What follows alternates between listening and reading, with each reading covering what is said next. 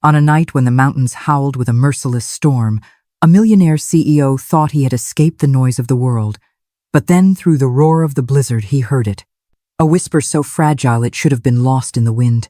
"I'm sorry, Mom. I'll be good." Beneath a snow-covered playground slide, he found Heartwarming, freezing, half-conscious, begging forgiveness to no one. That sound didn't just shatter his heart, it tore open the wound of a past he had buried. What began as a rescue in the snow would spiral into a revelation of family secrets, betrayal, and a battle for survival. This is not just a story of wealth or power. It is a story of redemption, of love tested in the darkest of nights. Stay with us, subscribe to Silent Lies, because what comes next will break you wide open. The snow came in hard, a white curtain that swallowed the world and pressed its cold breath against the glass.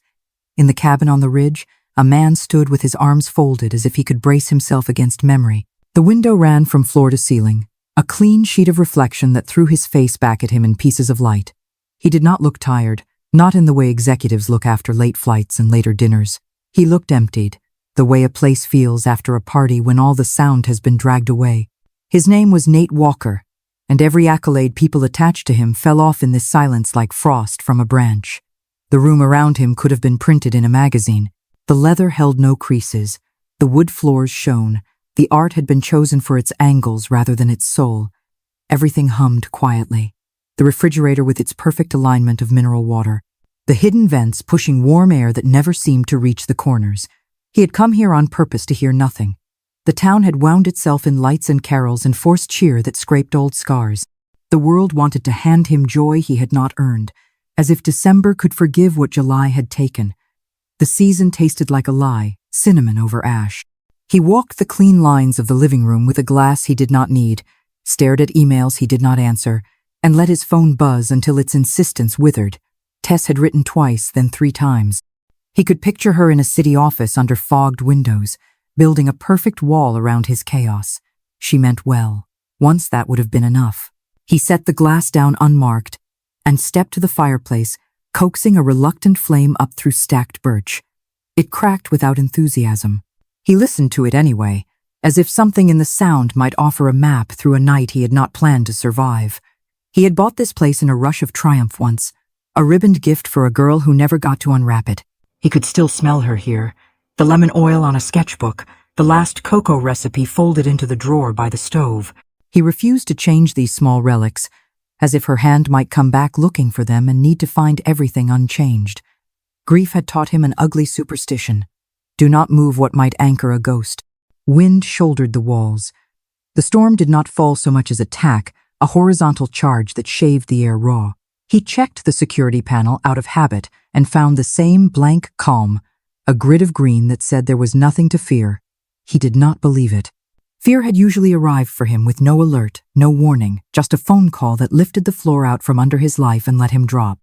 He pulled on a coat that still held December in its seams and slid his feet into boots he had not worn since the last time he had run from a table set for 2. Cold hit him like truth. It stole breath first, then thought, then the illusion that he could control anything at all.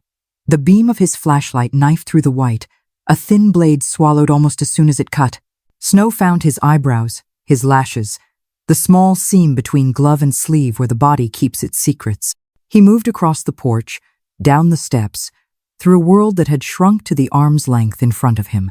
The drive was erased, the path gone, the wild half-acre now a blank page that refused ink.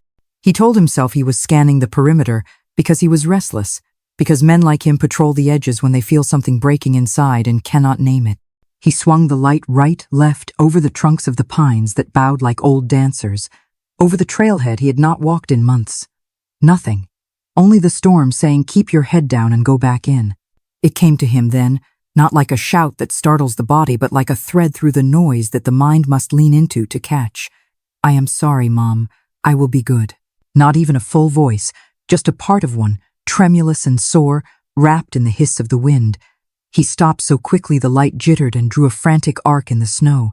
He listened hard, his ears straining for shape. The storm rushed the pause, tried to fill it, but the whisper returned, smaller than before, as if whoever said it feared even this night could overhear. "I will be good." Something moved inside his ribs, old as childhood and sharp as fresh glass. He did not question what he had heard. He stepped off the cleared strip and dropped into the deeper snow, knees punching through the crust with each stride. The light jerked with his running, and the trees swung past in a too-close parade. Down the hill, past the trail sign, the playground stood hunched under drifts, a plastic skeleton where summer once hung its laughter.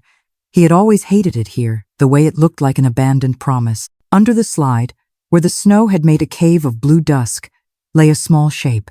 For one terrible half-second, the shape did not move at all, and the world contracted to the size of a heartbeat. Then a shiver ran through it, delicate, and his whole body surged forward on a single command. Move. He dropped to his knees. The light found a child's face turned half to the plastic, lashes clumped with ice, mouth tinted an awful purple blue. One mitten clung to a thin wrist, the other hand was bare against the packed snow. He said something that was not words and slid his coat off in one sweep, wrapping the heat of himself around a body that felt too light to hold a future. "Do not leave me," she breathed, barely there, a thread that caught and pulled at the deepest thing he had left. "I am not," he said, hearing his own voice like a sound in a tunnel. He lifted her as if the air might break her if he jostled it, stood, and turned back up the hill. The climb was slower than he wanted, and faster than his legs could truly manage. The wind shoved him. Snow climbed over his boots to his shins. He let the cold have his face and saved everything warm for the child. The cabin's light spilled onto the porch, yellow and ordinary, strange as a miracle. He shouldered the door because his hands were busy with the most important thing he had carried in years. Inside, the heat stunned his skin and then released him to act. He stripped wet layers from the child and himself in a practiced economy he did not know he possessed, built a tower of blankets around a small, stubborn pulse, and laid hot water bottles where they would not shock her, but would insist on life anyway. The fire began to behave like a fire, real heat unrolling into the room. The child's teeth did not chatter. That worried him more than the silence had. He sat without meaning to, only long enough to confirm the rise and fall of her chest, shallow and steady like a beginner swimmer. His hands began to shake in the aftermath, not from temperature but from the loss of the story he had been telling himself. He had come up here to be alone, to hold his guilt where no one could make demands on it. Now the house breathed with him, and the air had changed. He stood, tried to make cocoa the way memory instructed, and stumbled into a scent that bent time. Cinnamon bloomed, and the kitchen became younger, smaller, full of a girl's laughter and pencil smudges and the sound a page makes when turned too carefully. He put the mug down unopened beside the couch and saw it then, half hidden under the fold of a blanket. A notebook, water-warped and stubborn, trapped in the curve of the child's arm. He eased it free. Across the first page, block letters. Lily's notes. The name landed inside him like a match that had been waiting for a strike. He turned pages. The pencil had done what children do when words refuse them. It had told the truth in lines. A small figure at a table alone. A woman with angry eyes that had been darkened until the paper bruised. Shoes held over a trash can. A broken chair. Over and over, the same sentences in a child's square hand, trying to write its way into safety. "I will be good. Do not tell. I am sorry." He closed his eyes for a moment because something like rage was surfacing beneath the grief. He lifted another page, and the breath left him. A woman on a bench, drawn with a care that betrayed love, the jawline, the slant of the eyes, the slope of the neck. He knew that line work the way a song knows its own chorus. Near the back, folded so small it hardly existed until he coaxed it open, a slip of paper waited. The ink had smudged but not surrendered. Across the top in confident looping hand, a name he had whispered into empty rooms. Below it, a sentence that was not an instruction so much as a plea. He sat back, everything inside him rearranging faster than the mind could catalog. The girl on his couch was not just a child rescued from weather. She was a life sent to his door by a love that had believed in him even when he had not. He looked at the child again, cheeks warming into pink, and felt the house tilt toward a future that had not existed an hour ago. "I am not leaving," he said to the room and to the sleeping girl and to whatever else had been listening tonight. He pulled a blanket higher over her shoulder and let the storm strip the last defenses off the windows. Somewhere beyond the hiss and the low drum of the fire, the mountains stood and watched. He would call the world in the morning. Tonight he would keep the promise the whisper had asked him to make. He stayed in the chair through the worst of the storm, measuring time by the rise and fall of the girl's breath, and the slow climb of color back into her cheeks. The cabin felt different with a heartbeat in it. The leather no longer gleamed with museum distance. The fire found its purpose and settled into a steady conversation with the room. He switched out the hot water bottles with the same care a pilot might bring to an instrument panel, checking, adjusting, watching for any small sign that the body under those blankets was choosing to stay. The clock above the mantel had a dignified tick that had never once mattered to him. Tonight it sounded like responsibility. He rose when the kettle hissed and poured fresh water over cocoa powder he had not opened in years. Cinnamon lifted off the cup and threaded the air with memory. He set the mug within reach of the couch, then sat again and waited. He did not know what he would say if she woke. He only knew he would be there when it happened. When her eyelids fluttered, it was almost imperceptible, a tremor of light rather than a true movement. Her fingers twitched, then curled around the edge of the blanket with a weak determination that cracked him open further. He leaned forward, elbows on his knees, voice low enough to belong to a room that had learned to keep secrets. "You are safe. You are warm. I am right here." He realized as he said it that the words were more than comfort. They were a vow, drafted in a language he had never been fluent in, and now understood by instinct. Her eyes came open a fraction. They were gray-green, wind-tossed sea in a shallow bay, trying to focus in a place that did not make sense yet. She worked to sit up and failed. He slid a hand behind her shoulders and lifted just enough so that the world felt less like a wall and more like a slope she could climb slowly. She tried to speak. The sound was dry and faint. He brought the cup to her lips. She took a sip, and then another, small swallows that carried heat back in. She glanced at him over the rim of the mug, as if the shape of his face might answer questions she did not dare ask. He did not interrogate. He gave her space and let the room do its work. When she was ready, her gaze fell to the battered notebook he had set on the table. Her hand tightened on the blanket, then released. "May I see that?" she managed, barely above a whisper. He passed it to her and watched the way she held it. Palms careful, thumbs on the corners as if the object could break in new ways if mishandled. She opened to a page in the middle where the pencil lines had cut deep. The woman with the darkened eyes glared up from the paper. The small figure nearby had knees drawn to chest. The caption in block letters read, "I will be good." He felt the old heat of anger and caged it. She did not need a bonfire. She needed a harbor. He touched the edge of the paper with his smallest finger. Not quite a question, not quite a promise. "Did you draw this here?" he asked. She shook her head once. She pointed to the south, vague, as if the geography of pain could be marked with a gesture. "At their house," she said. "The laundry room had a light that flickered. I could draw when the light behaved. When visitors came, I was not allowed to speak. I was supposed to be invisible." He lifted a breath and set it down with caution. "What is your name?" he asked. Her answer arrived like she was testing ownership of it. "Lily." He repeated it softly and felt the sound of it change the room again. "Lily." He told her his name, and she watched his mouth form it, storing the syllables with the same care she gave to pencils. When he asked whether she hurt anywhere in a way that could not wait, she shook her head at first, then shrugged in a small apologetic motion that made his throat tighten. A bruise under the sleeve, a scrape he could not see, a hunger he could. He made oatmeal. The kitchen did not fight him. He added honey because the jar stood by the stove as if waiting to be used for something gentle. She ate 3 slow spoonfuls, then 4, then held the bowl with 2 hands as if the weight steadied her.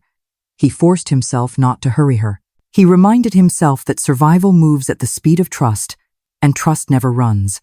When she drifted back to sleep, he stood at the window and stared into the white. He saw in it not emptiness but a map of choices. He could call the authorities and surrender the decision to a system that had already missed her once. He could close the door against the world and pretend the storm had been a message meant only for 2 people. Or he could do what the note in that notebook had asked him to do, and become the kind of man a promise might rely on. He lifted the small folded paper again and read the curve of the letters that had shaped his life long before tonight. "If anything ever happens and she finds you, please protect her. Please give her the life I could not." He dialed a number he had not used in months.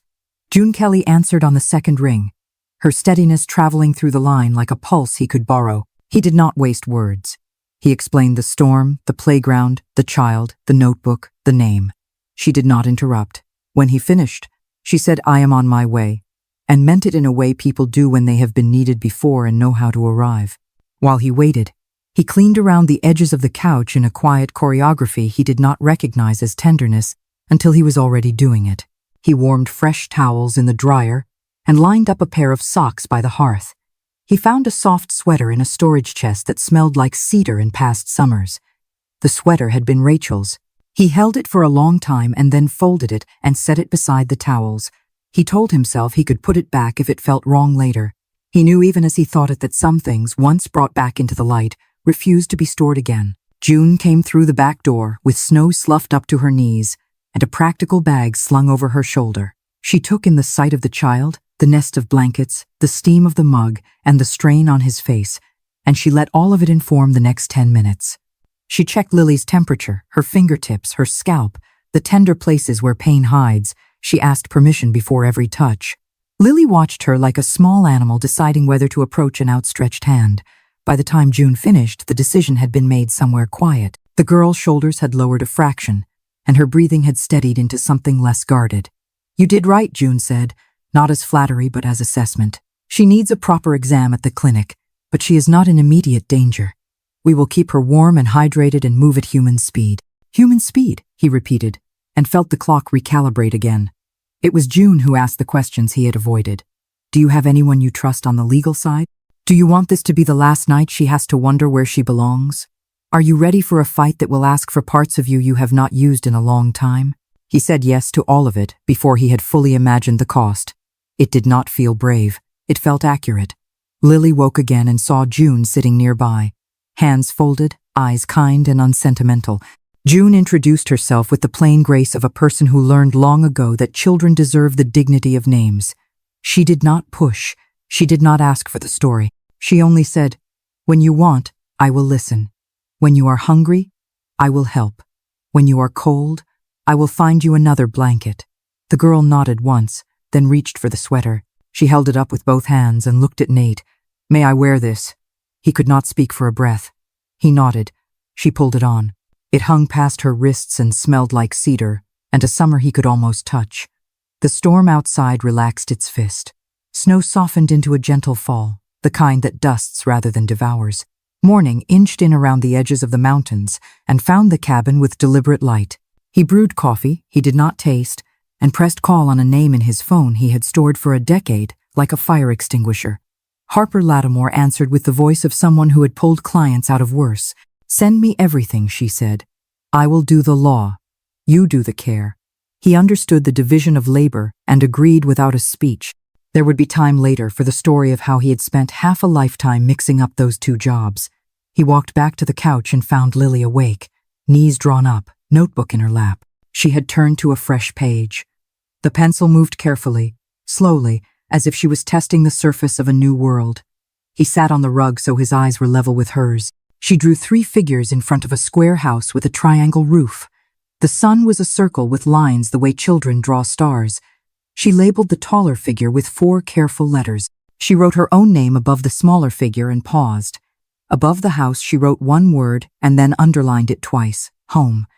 He did not correct her perspective or ask for details. He did not pretend that a drawing could make a future. He honored the page for what it was, a declaration of intent in graphite. He told her the plan in simple terms. They would visit a doctor. They would speak to a judge. They would invite help into the house and let it settle. She listened with both hands around the pencil as if it were a warm thing. When he finished, she met his eyes and said the 6 words that set every bone in his chest into alignment. "Please do not let them take me." "I will not," he said. The words did not feel like hope. They felt like architecture. He stood, called Tess, and told her the truth without apology. He had cancelled the world because a child had summoned a better version of him from under a mountain of old justifications. Tess did not argue. She asked what he needed. He told her. She answered with logistics and names and speed. June wrote a list on a yellow pad. The house, which had once been an echo chamber for his avoidance, hummed with purpose. By midday, the car cut slow tracks through a town still remembering the storm. He drove with both hands steady on the wheel and Lily beside him, small and straight-backed in the seat, her notebook hugged to her chest like a passport. June rode behind them, a quiet guard. The clinic waited with its dull blue walls and its promise of light. He glanced at Lily as they pulled in. She stared at the building and then at him. He gave her a small nod that said, We go in together or not at all." She nodded back and slid her palm into his. It was not a grip of panic. It was an agreement. He stepped out of the car and felt the air clear inside him. The day was bright and honest. The snow glittered as if something had thrown a handful of ground glass on the ground. He led Lily forward. The door opened. Warmth met them. Not the dry heat of a system, but the human kind that gathers wherever people have decided to do the next right thing. For the first time since the whisper under the slide, he felt the future move closer and take his side. The clinic smelled of antiseptic and boiled coffee, a blend that never failed to unsettle him. Nate sat beside Lily on the edge of the exam table, his hand steady on her back though his insides roared with unease. She swung her legs lightly, shoes not quite touching the tiled floor, clutching her notebook as if it were the only language she could still trust. The doctor, a man whose voice was soft, but whose eyes carried the weight of years, moved methodically. He lifted Lily's sleeves, checked her ribs, pressed gently at her sides, and each discovery carved deeper into Nate's chest. Faded bruises, scars too old to be accidental, the slow confirmation of things he had feared since the moment he saw her drawings. When the doctor finally spoke, his words fell like stones. Malnourishment, dehydration, evidence of repeated impact, not enough for a criminal charge yet, but enough to prove danger. Tess stood in the corner, arms folded tightly as if she could hold back her fury with sheer restraint. Nate listened, jaw set, feeling his pulse in his teeth. He glanced at Lily, but she was staring down at her notebook, scribbling small circles on the edge of a page, her silence louder than any scream. Back in the car, the town around them seemed almost oblivious. Snow shoveled from sidewalks, shopkeepers setting out salt, children running with scarves flying. He wondered how many of them had looked away when Lily needed help most. He strapped her in carefully, the way someone might fasten a rare artifact for transport, and then leaned his forehead against the cold glass for one breath before turning the key. He was not leaving her to a system that had failed. Not now, not ever. The drive home wound through a silence that pulsed with new purpose. Tess tapped furiously at her phone, pulling files, sending messages, reaching out to contacts he had not thought of in years. Harper, the lawyer, had already sent a secure link for evidence. June sat in the back seat, one hand lightly touching Lily's shoulder. No words, just presence. The girl leaned into it, a small concession that nearly made Nate's throat close. When they pulled into the driveway, the storm seemed to have left a fragile calm in its wake. The mountains loomed still, draped in fresh white, their silence both watchful and heavy. But peace never lasts long. Nate had barely helped Lily out of the car when headlights swept the front of the cabin. A black SUV crunched over the frozen gravel and stopped at the porch. His stomach dropped before he even saw who stepped out. Carla and Mark Hendris emerged, wrapped in coats that screamed wealth and arrogance. Carla's expression was sharp enough to cut glass. Mark hung back, hands stuffed in pockets, eyes avoiding contact, the posture of a man who let cruelty be outsourced. Carla's voice sliced the air before Nate could speak. "This is an interesting little hostage situation you've created." Her tone was rehearsed, the confidence of someone used to bending the truth until it looked like law. "She's not going anywhere with you," Nate said, the cold in his voice sharper than the wind. Carla smirked, waving a folder like a weapon. "We are her legal guardians, and you." She let her eyes drag over him with disdain. "You're a bachelor tech executive with no experience raising children. Wealth doesn't make you a parent."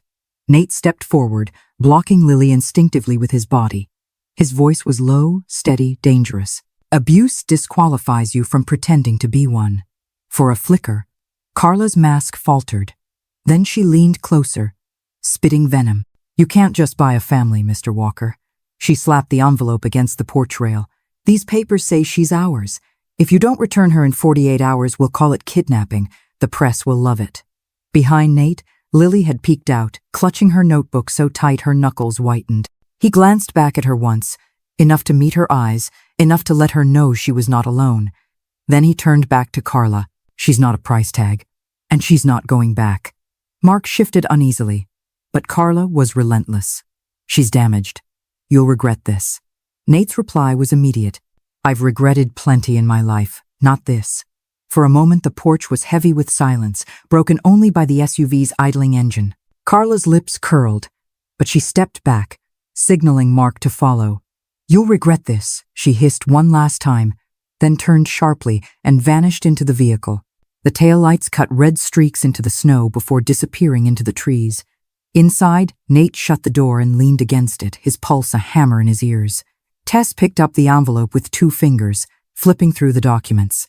Nothing airtight, but enough to stall us in court. Her voice was controlled, but her eyes betrayed her fury. You'll need lawyers, big ones. I already called Harper, Nate said, pushing off the door, moving back toward the hallway where Lily had disappeared. He found her sitting cross-legged on the bed, notebook on her lap, her shoulders trembling though she tried to hide it. He sat beside her without a word, letting the silence bridge the gap. Finally, she turned, eyes wide and wet. They'll take me back, won't they? He shook his head, gathering her into his arms with a certainty he did not fully feel yet but knew he had to give. Not now. Not ever. She buried her face in his shoulder, the sound of her breath breaking like surrender. He held her tighter, making the promise aloud and to himself. That night, when she finally slept, he stood at the window staring at the legal documents Tess had laid out on the table. They glared up at him, cold and technical, each line daring him to prove he was more than money and guilt. He thought of Rachel's note, of her faith in him, of Lily's whisper in the snow. For the first time in years, he did not feel like a CEO or a failure. He felt like a man being remade in the fire of someone else's need. The storm outside had ended, but inside the cabin, a new battle had begun. One that would not be won with strategy or mergers, but with something far more terrifying. Love, raw and unqualified, and the courage to fight for it. The papers Carla had slammed onto his porch lay on the dining table like a silent threat. Their edges curled slightly in the cabin's dry heat, but the ink screamed permanence. Nate stared at them long into the night, a mug of untouched coffee cooling beside him. Tess sat across the table, scrolling through her laptop, her jaw set tight enough to crack. June had fallen asleep in the armchair, arms crossed, chin dipped, but her presence was its own anchor. Lily slept in the next room. The door cracked just as she had asked, a reminder that safety was still new, still fragile. By morning, Nate was on the phone with Harper Lattimore. Harper's voice came brisk, cutting through the fog. If you want this to stick, you need more than wealth. You need a case with teeth. Medical evidence, testimony, financial records, neighbors, anything that shows a pattern. Send me the documents Carla handed you. I'll dismantle them. Nate didn't hesitate. He scanned, uploaded, sent.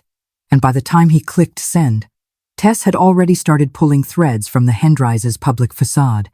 The transformation in Nate startled even himself. Just days earlier, he had been a man trying to disappear into silence, hiding from grief behind glass and wood. Now every movement carried intention. He wasn't strategizing for a merger. He was strategizing for Lily. And the stakes made every decision heavier, sharper. He could almost feel Rachel's handwriting pressing into his palm from the note he carried in his jacket pocket. That afternoon, Lily brought him a drawing. 3 stick figures stood in front of a crooked little house. One tall man in a square-shouldered suit, one woman with long wavy hair, one small girl with a ponytail. Above them, in shaky letters, "Me, Mom, someday." The word landed like a challenge and a plea all at once. He traced his finger along the pencil lines and whispered, "Someday is now." But the world rarely lets vows stand untested. That evening, headlights sliced across the cabin windows again. Nate's chest tightened as he recognized the sleek black SUV. Tess was already moving, sliding in front of Lily with instinctive precision. Nate opened the door before the knock came, because the last thing he wanted was Lily to hear Carla's voice through wood. Carla and Mark stood there, polished to perfection, but their expressions raw with fury. Carla didn't waste a second. "We've spoken to the sheriff. If you don't return Lily, charges will follow. Kidnapping, interference with guardianship. This is not negotiable." She pushed a document toward him, her manicured nail tapping the signature line like a blade. Mark stood silent, his eyes darting anywhere but Lily, his shoulders hunched like a man avoiding reflection. "She's not going back to you," Nate said, voice flat, final. Carla's mouth twisted. "You think love makes you fit to raise a child? You think a broken man with guilt and money can do better than us? She is damaged. And when she destroys you, don't say I didn't warn you." Behind him, Lily appeared in the hallway, notebook clutched to her chest. Her small frame seemed to shrink in Carla's presence. Nate stepped in front of her, blocking her view. "She's not a burden. She's a child, and I will fight for her until there's nothing left of me to fight with." Carla hissed like the storm outside had followed her in. "You'll regret this." She turned, her heels crunching into the snow as she stalked back to the SUV. Mark trailed behind, his silence damning. The engine roared, headlights vanished, and the night folded back into stillness. Inside, Nate found Lily sitting on her bed, small shoulders trembling as she drew frantic lines across her notebook. He sat beside her, silent, until she finally looked up, eyes wet and wide. "They'll take me back," she whispered. "Won't they?" He gathered her into his arms, holding her as if his very bones could become walls. "No one is taking you back. Not now. Not ever." She buried her face into his shoulder, and the sound she made was not quite a sob, not quite a sigh, something in between that made his chest ache. He stroked her hair until her breathing steadied. When she finally drifted into sleep, he sat in the darkened room, whispering the vow again to the silence. Not ever. The next morning, the fight began in earnest. Tess spread files across the dining table, tax records, charity reports, photos from galas where Carla and Mark smiled too wide. "They look legitimate on paper," Tess muttered. But behind the curtain, neighbors whisper. Complaints disappear. Foster kids cycle in and out too quickly. She looked at Nate with sharp determination.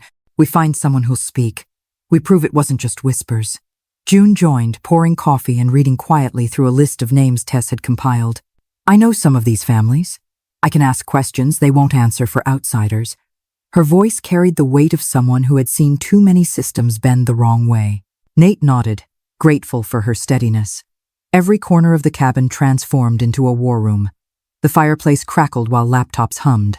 Lily drew at the table, her notebook spread wide, crayons scattered, as if art was her shield. She occasionally looked up at them, gauging their resolve, and when she caught Nate's eyes, she held them, as if to say, "Don't stop." He never looked away. That night, when the house grew quiet, Nate found himself in Rachel's old room. The storage box sat where it always had. He unlocked it with trembling hands. Journals, a sketch pad, and a small flip phone long dead. He plugged it in, waited. A light flickered, a vibration. One saved voicemail. He pressed play. Rachel's voice, fragile and worn, filled the room. "If she finds you, please, Nate, don't let her grow up thinking she's a mistake." He closed his eyes as the tears finally came, hot and unrelenting. He pressed a hand against the wall as if to steady the world itself. Then he whispered, "I won't." By the time dawn reached the cabin, the man who stood at the window was no longer the CEO hiding from his failures. He was a guardian preparing for war. And no matter what storm came next, he knew one thing with certainty. Lily would never face it alone. The courthouse in Aspen Hills was not built for spectacle. Its cracked stone steps and drafty corridors carried the smell of melting snow and old varnish, not power. But that morning, it felt like the center of everything. Nate walked through the double doors with Lily at his side, her small hand tucked into his. He wore a navy suit that fit like armor but felt like costume. Lily wore a peacoat June had tailored to her size, her braid neat, her sketchbook clutched against her chest like a shield. She did not ask questions. She simply stayed close. Inside, the courtroom was hushed, the air sharp with anticipation. Judge Marion Ellis presided from the bench, eyes sharp as steel underlined with a deep, steady patience. Across the aisle, Carla and Mark sat rigid in designer coats, their lawyer a local shark named Trent Lelleretti rehearsing his opening strike. Carla's chin tilted high, her expression set in the shape of righteousness. Mark, as ever, kept his gaze fixed anywhere but forward. The judge's gavel struck. "This court is in session for the matter of custody of minor Lily Walker." Lel rose, smooth as oil. "Your Honor, my clients have provided stable housing, school enrollment, verified guardianship records.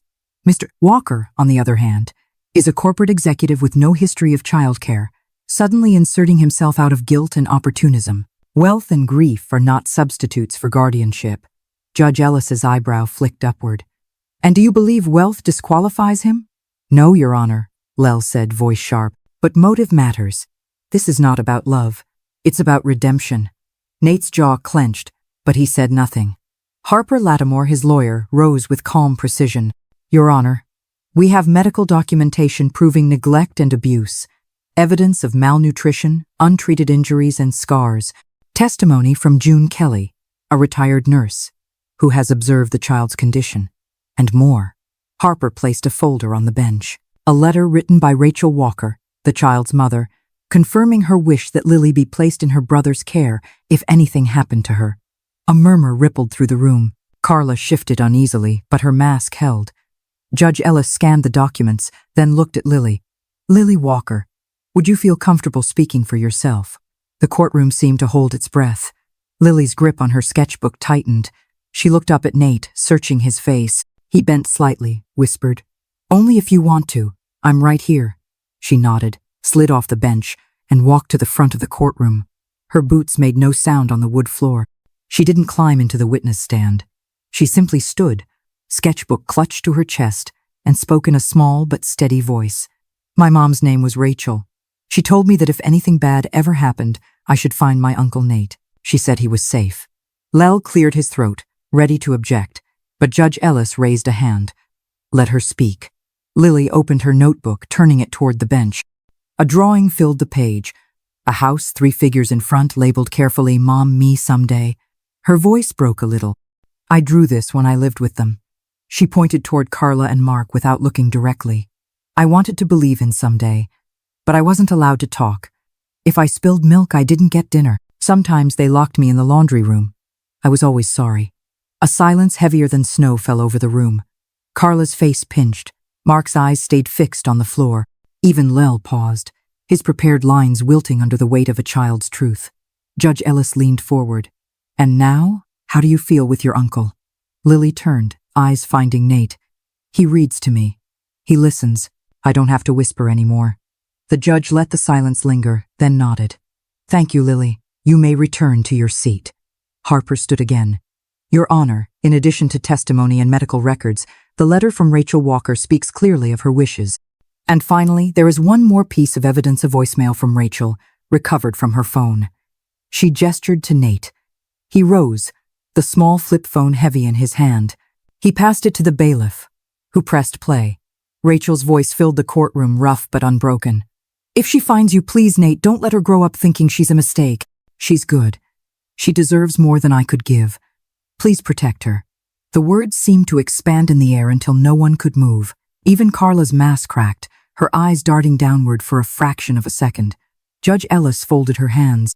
"This court finds sufficient cause to remove Lily Walker from the custody of Carla and Mark Hendris, pending investigation, and grants provisional custody to Nate Walker." Her voice cut through Carla's sputtered protest. "That child is not on trial. You are." The gavel struck. The sound echoed like thunder across the room. Lily blinked, her face stunned, as if she couldn't quite believe the verdict was real. Nate crouched, arms open. She ran to him, clutching his jacket, burying her face in his chest. He whispered into her hair, steady as stone, "I told you, you're not going anywhere." Carla stormed out, heels stabbing against the floor. Mark followed, silent and smaller than he had ever looked. Tess's eyes narrowed with quiet triumph as they passed. June's hand rested on Nate's shoulder, a silent benediction. Outside, the snow had started again.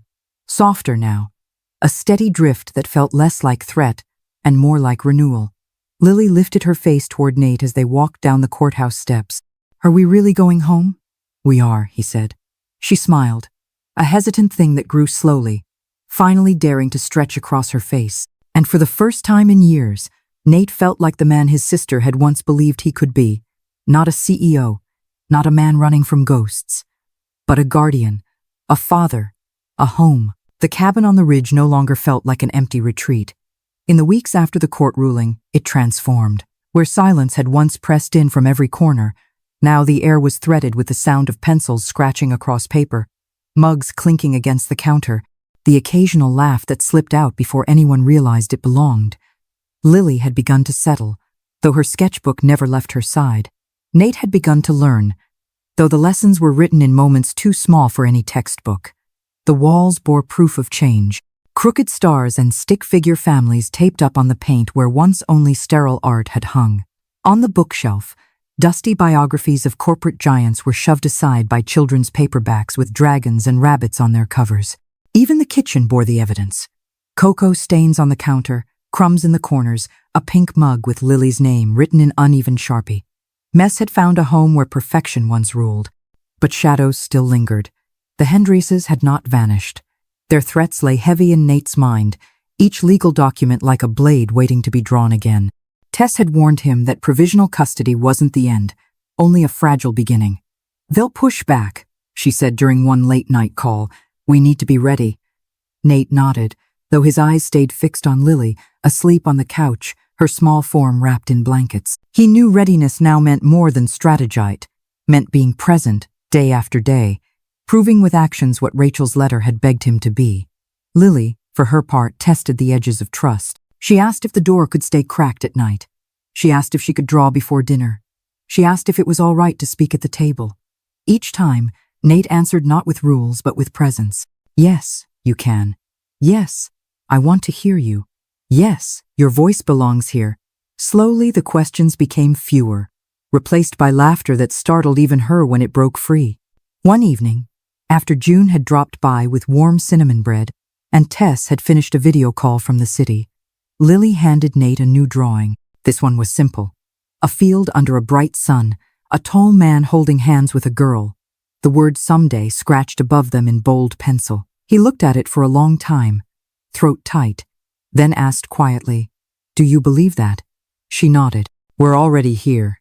Later, when the house had gone quiet and Lily slept under the spinning constellations of the projector Nate had installed, he opened Rachel's letter again. Her words, blurred by time and storm, had become something more than ink. They were a bridge, a commandment, a lifeline. He whispered into the dark, "I'm keeping my promise." For the first time in years, the words did not feel like hope. They felt like truth. Still, the world pressed in. The Hendrises returned, flinging accusations through lawyers and filing appeals that threatened to drag the case through endless corridors of bureaucracy. But now Nate was not alone. Harper fought with precision in the courtroom.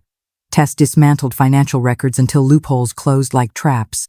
June gathered quiet testimonies from townsfolk who had seen Lily's bruises, who had noticed the way she shrank from Carla's presence. Piece by piece, the facade cracked. Piece by piece, Nate built something stronger in its place. But the greatest evidence was Lily herself. Her voice, once bound in whispers, grew steadier each day. She told June about the laundry room with the flickering light. She told Tess about dinners withheld. She told Nate about the nights she had whispered apologies to the dark, believing love could only be earned through silence. Each time Nate listened. Each time he reminded her, "You were always worthy. You don't have to earn love. You just deserve it." The day the final papers arrived, stamped and sealed, Nate stood by the window holding the envelope as snow drifted softly outside. He read the words twice, then a third time. Permanent guardianship granted. Lily Grace Walker. His hands shook, not from doubt but from the enormity of what had been entrusted to him.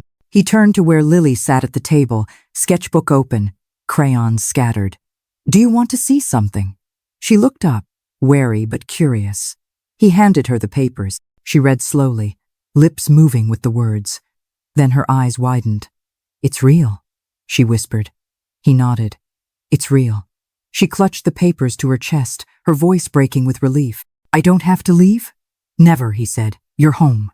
That night, as he tucked her into bed, she asked the question that had haunted her since the snowstorm. "Do you remember what I said when you found me?" He nodded. "I remember." Her eyes shimmered in the lamplight. "I said, 'I'm sorry, Mom. I'll be good.'"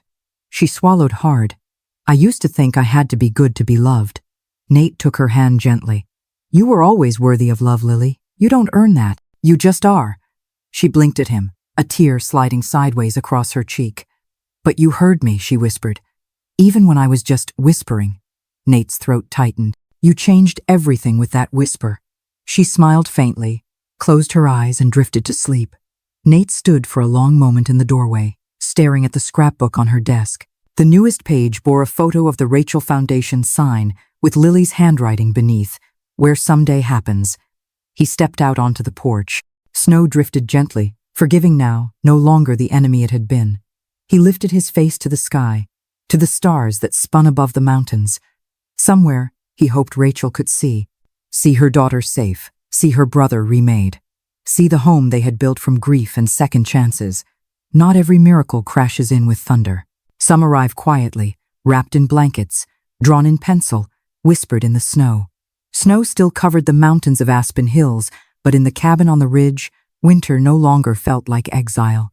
It felt like shelter. What had begun as a desperate rescue in the storm had grown into something neither Nate nor Lily could have imagined.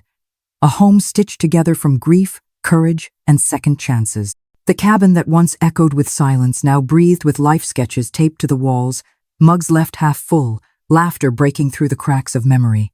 Nate, once defined by wealth and deals, had discovered something far more difficult and far more valuable: presence. Not the kind that shows up in headlines, but the kind that sits at the edge of a child's bed when nightmares creep in, the kind that remembers to leave the door cracked just enough, the kind that answers whispered fears with steady promises. He had become the man Rachel always believed he could be, not because of success, but because he finally chose love over escape. And Lily, the girl who once whispered apologies into the snow, had begun to believe in her own worth. Each drawing, each smile, each laugh was proof that healing was possible. She no longer asked if she would be sent away. She no longer measured love in silence or apologies. Instead, she learned that love is not earned, it is given. She was not a burden. She was a miracle in plain sight. The story of Nate and Lily is not just about survival. It is about redemption. About the way broken people can find each other in the dark and build something stronger than what came before. It is about the courage to fight not only in courtrooms and against abusers, but against the lies we tell ourselves that we are too damaged, too guilty, too late. Nate learned that it is never too late. Lily proved that hope, even whispered, can move mountains. Together they transformed pain into purpose, founding the Rachel Foundation to make sure no child slips through the cracks again. Their story reminds us that family is not always born. Sometimes it is chosen, fought for, and held onto with everything you have. So when you think of Nate and Lily, do not just remember the storm. Remember the promise that rose from it. That even the quietest whisper deserves to be heard, and that love, once spoken, can change everything. If this story moved you, if it made you believe in second chances, if it reminded you that healing is possible, even after the darkest nights, then stay with us. Share your thoughts, share your hope, and most of all, subscribe to Silent Lies. Because there are more stories, waiting stories that will break your heart, heal it, and remind you of what truly matters.